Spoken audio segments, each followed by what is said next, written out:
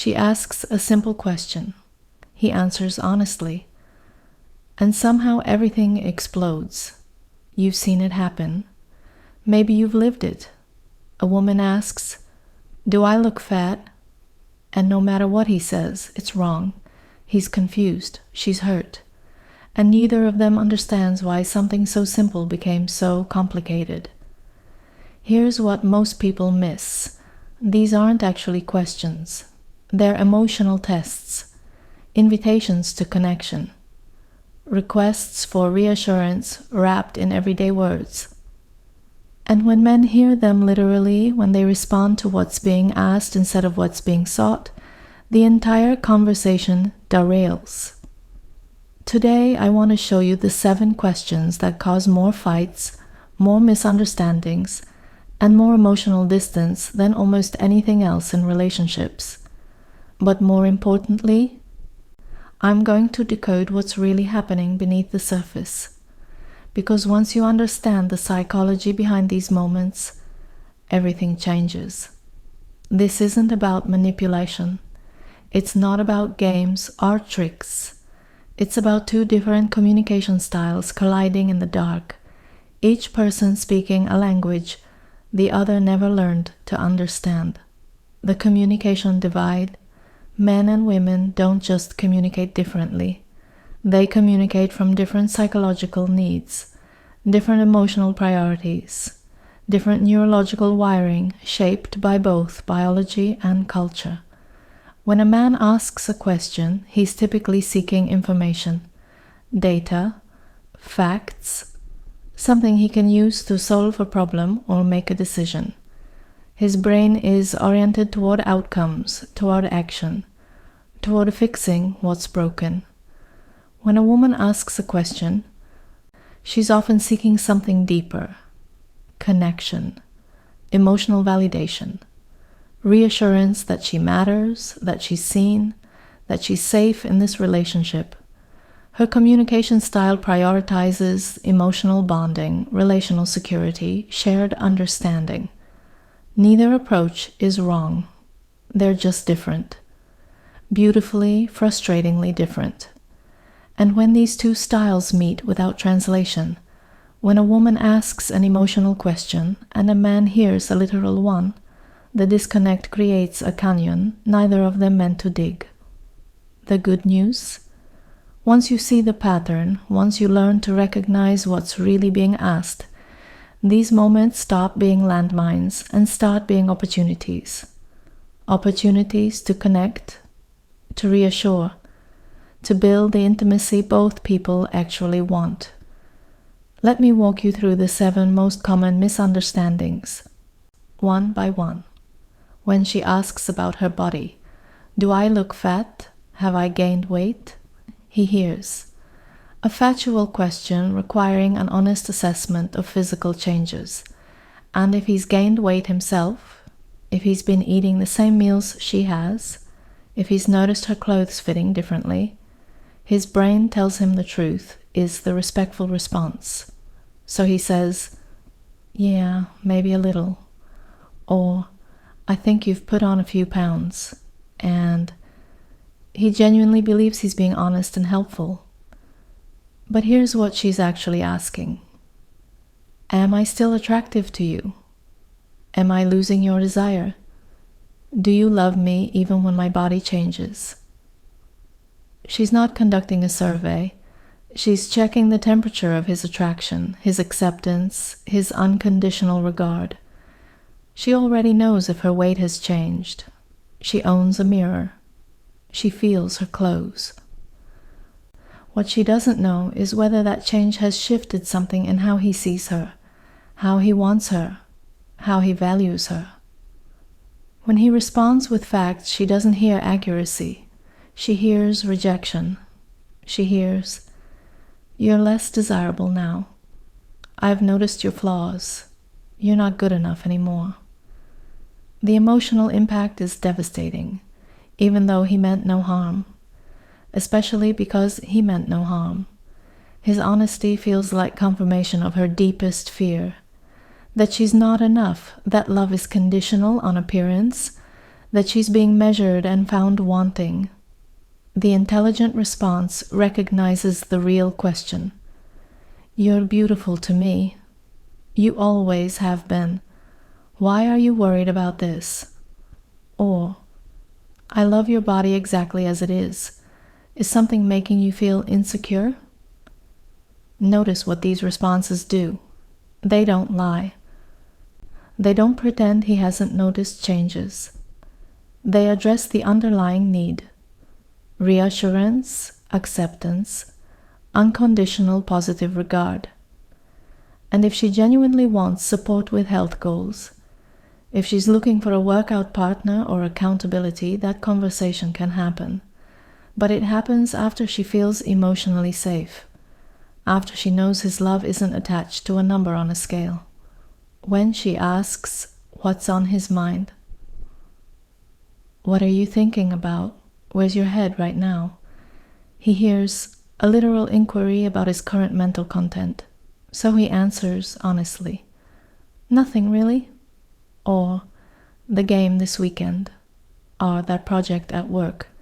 And he's being truthful. His mind might genuinely be blank or focused on something completely unrelated to her, and he sees no reason to hide that. But what she's really asking is, are you thinking about me?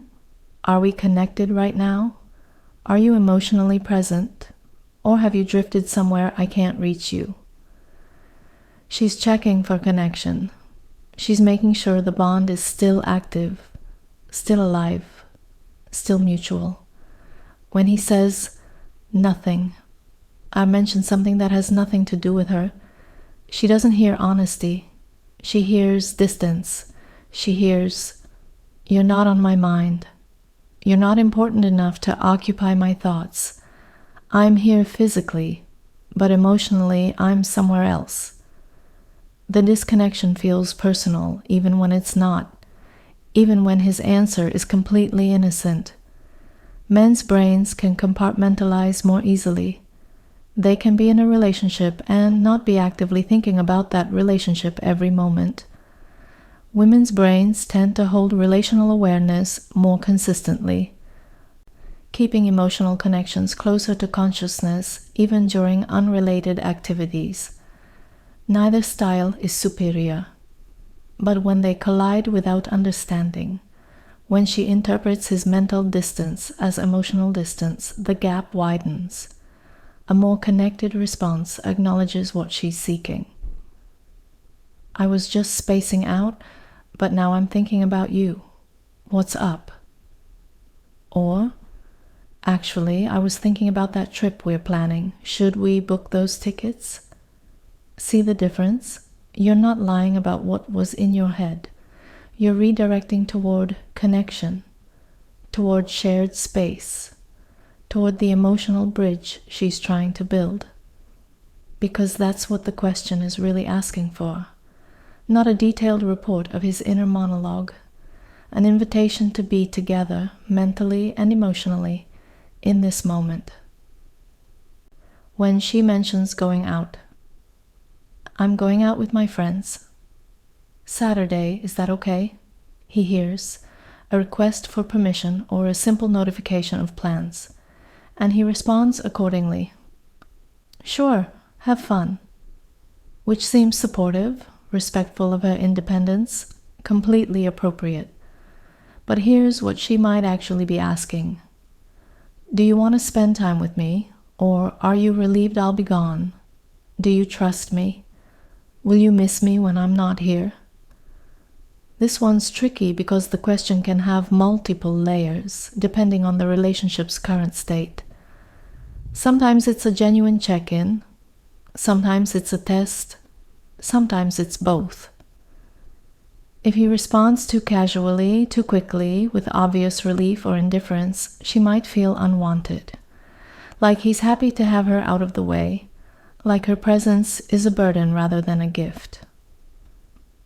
If he responds with suspicion or resentment, with questions about where she's going or complaints about how often she goes out, she feels controlled, untrusted, suffocated by insecurity masquerading as care. The intelligent response walks the line between trust and desire. Of course, I hope you have an amazing time. Want to do something together Sunday? Just us? Notice what that does. It demonstrates trust. It respects her autonomy and friendships. But it also expresses desire for connection, for time together, for prioritizing the relationship. She doesn't want to feel like a burden or a prisoner, but she also doesn't want to feel optional, disposable, easily replaced by alone time or other activities. The balanced response acknowledges both needs, independence and importance. When she points out, other women, do you think she's pretty? That woman over there, is she attractive? He hears a straightforward question about aesthetic judgment of another person, and the honest answer might be yes. She is objectively attractive. He has eyes. He's in a relationship, not blind. So he says, yeah, she's pretty, thinking honesty is the best policy in relationships. Or he lies, obviously. No, she's not my type, even though she clearly is, and the dishonesty is so transparent, it's almost insulting. But what she's really asking is, am I enough for you? Do you compare me to other women and find me lacking? Is your attention wandering? Are you satisfied with me, or are you constantly evaluating your options? This question emerges from a deep primal insecurity that most women carry to some degree. The fear of being replaceable. The fear that someone younger, thinner, prettier, more interesting will catch his eye and suddenly she'll be yesterday's choice. When he confirms that, yes, another woman is attractive, she doesn't hear objective truth. She hears comparison. She hears ranking. She hears the possibility that she's not at the top of his list, that his desire is conditional and transferable. The intelligent response redirects entirely. I wasn't paying attention to her. I was looking at you. Or, she might be pretty, but you're the one I'm attracted to. There's a difference. See what that does? It doesn't insult his intelligence by pretending he can't recognize beauty. But it clarifies that recognition and attraction are not the same thing, that noticing someone and wanting someone are entirely different experiences. Because what she needs to hear is not that other women are ugly. She needs to hear that she's special, that his attraction to her is specific, personal, irreplaceable, that she's not just beautiful in general, she's beautiful to him in a way no one else is. That's what the question is really asking for. Not blindness, loyalty, not denial, devotion. When she asks if you remember, do you remember when we first met, our first kiss, that special moment we shared? He hears a memory test, a quiz about his ability to recall specific details from the past. And if he doesn't remember perfectly, if the details are fuzzy or he gets something wrong, he says so. I don't remember exactly, or was that in June or July, or I think so, but I'm not sure. Honesty, right? Accuracy about the limits of his memory. But what she's really asking is, was that moment as important to you as it was to me? Do you treasure our history together? Do you still feel what you felt then? She's not testing his memory. She's testing his emotional investment. She's checking whether the milestones of their relationship live in his heart the same way they live in hers. When he admits he doesn't remember clearly, she doesn't hear normal memory limitations. She hears that she wasn't memorable, that those moments didn't matter enough to burn into his consciousness, that what changed her life barely registered in his. The emotional sting is profound, even when his forgetfulness is completely normal and says nothing about his feelings. Men and women often encode memories differently.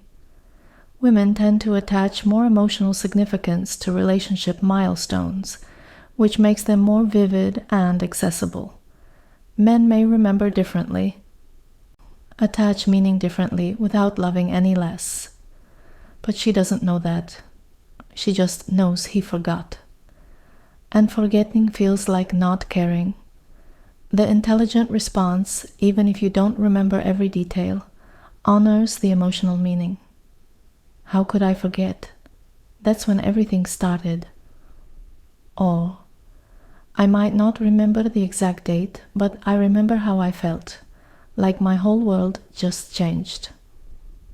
See the shift? You're not lying about photographic recall. You're acknowledging what matters, that the moment was significant, that it shaped you, that it lives in your emotional memory even if the factual details are blurry. Because that's what she needs, not a perfect timeline. Evidence that she mattered then and matters now. When she asks if everything's okay, is everything okay? Are we okay? Are you okay? He hears a direct question about current status requiring a yes or no answer. And if he's stressed about work or tired or distracted by something unrelated to her, but the relationship itself is fine, he says, yeah, everything's fine. Short, simple, case closed. But what she's really asking is, I noticed you're acting different. Something feels off. Did I do something wrong? Are you pulling away from me? What's happening beneath the surface? She's reading his energy, his body language, his tone. She's picking up on subtle shifts that he might not even be aware of. And she's checking whether that shift is about her, about them, about something she needs to worry about. When he dismisses her observation with a quick, I'm fine, she knows he's lying. Or at least not being fully honest. She can feel the disconnect, and his denial of it makes her feel crazy, like her perception is wrong, like she's imagining problems that don't exist. But she's not imagining anything. She's reading him accurately. The problem is he's either not aware of what he's carrying, or he's not ready to talk about it, or he doesn't think it's her concern. The intelligent response offers honesty without dismissal. I'm dealing with some stress at work, but it's not about us. Thanks for noticing. Or, everything's okay between us. Why do you ask? What are you picking up on? See what that does? It validates her perception instead of denying it. It gives her information instead of shutting her out. It invites connection instead of creating walls. Because when she asks if things are okay, she's not being paranoid. She's being attuned. And that attunement deserves respect, not dismissal. If something is genuinely wrong in the relationship, this is the moment to be vulnerable. To say, actually, I've been feeling disconnected lately. Can we talk about that? The honesty, even when it's uncomfortable, builds trust. The denial, even when it's meant to protect, builds distance. When she asks if you love her, do you love me? He hears a question with an obvious answer since they're already in a committed relationship. So he responds with the obvious. Of course I do. You know that. Maybe without even looking up from his phone or the TV. A reflex answer to a question that seems almost unnecessary. But what she's really asking is, do you still feel it? Is this real, or have we become just habit and routine? In this moment when I'm feeling vulnerable or uncertain or small, can you remind me that I matter to you? She doesn't need the information that you love her. She needs the experience of being loved. She needs to feel it, not just know it intellectually. When he gives the automatic answer, the one that sounds like checking a box on a form, she doesn't feel loved. She feels tolerated, managed, like a question he needed to answer to make her stop asking. The timing of this question matters. She usually doesn't ask it when everything is perfect and she's feeling secure. She asks it when something has triggered doubt, fear, insecurity, when she needs reassurance to counteract whatever emotional wound just opened up. Maybe she saw him laugh with another woman. Maybe she's feeling unattractive. Maybe she just lost a job or failed at something and needs to know she's still valuable to someone. Maybe she's remembering past heartbreak and needs to know this love is different, real, permanent. The intelligent response stops everything, makes eye contact, speaks with presence and intention. Yes, I love you. You're important to me. What's bringing this up? Notice the difference. The words might be the same, but the delivery changes everything.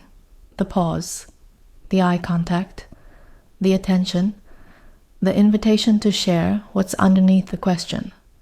Because love isn't just a fact to be stated. It's an energy to be transmitted, a feeling to be created in the space between two people. She's not asking for confirmation. She's asking for connection. And when he gives it, when he meets her where she is emotionally instead of where he is logically, something shifts. The question becomes an opportunity instead of an irritation. A chance to create intimacy instead of just exchange information. The pattern beneath the pattern. Do you see it now? The thread running through all 7 questions. None of them are really about what's being asked. They're all about what's being sought. Emotional safety, relational security, evidence of love that's active and alive, not dormant or assumed. Men tend to communicate to exchange information. Women tend to communicate to create connection. And when these two purposes collide, when he answers the words instead of the feelings, when he solves the wrong problem, the disconnect deepens. But here's what I want you to understand. This isn't about lying. It's not about men becoming inauthentic or women learning to speak more directly. It's about both people learning to recognize what the other actually needs. Women can learn that men aren't trying to hurt them when they answer literally. They're just responding to what they heard, not what was meant. Men can learn that beneath the surface, question is usually an emotional request for reassurance, for connection, for evidence that the relationship is secure and she's valued. Neither style is wrong. They're just different operating systems trying to run the same program. And the crashes happen when we forget we're using different code. Learning the language. The beautiful thing is this is learnable. You can train yourself to hear beneath the words, to recognize when a question is actually an invitation, to respond to the need instead of just the query. It takes practice. It takes pausing before you answer, asking yourself what she might really be seeking, choosing connection over correctness. And for women, it helps to remember that most men aren't playing games. They're not withholding. They're not trying to hurt you with their literal responses. They genuinely don't hear the subtext because they're not wired to listen for it the same way you are. The gap isn't about love. It's about translation. When you both learn each other's language, when you start recognizing these moments for what they are, something remarkable happens. The fights decrease. The understanding increases. The intimacy deepens. Because ultimately you both want the same thing. Connection, love, safety, reassurance that this relationship matters, that the other person sees you and chooses you and values you. You're just asking for it differently, expressing it differently, hearing it differently. And the moment you realize that, the moment you stop assuming bad intent and start looking for the need beneath the noise, everything changes. These 7 questions stop being traps and start being bridges. opportunities to show up for each other, to meet each other's emotional needs, to build the kind of relationship where both people feel seen, heard, valued, and safe. Your turn. So here's my question for you. Which of these have you experienced? Which of these questions have you asked or been asked? Which misunderstandings have created distance in your relationships? I'd love to hear your story in the comments, because the more we talk about this, the more we normalize the gap and learn to bridge it, the stronger all our relationships become. And if this resonated with you, if you want more insights into the psychology of relationships, communication, and human behavior, subscribe to Psychology with Natalie Whitman, because this is what we do here. We decode the patterns. We reveal what's really happening beneath the surface. We turn confusion into clarity, one insight at a time. Thank you for being here. Thank you for doing the work. Thank you for caring enough about your relationships to understand them more deeply. You're not alone in this. We're all learning the same language, one question at a time.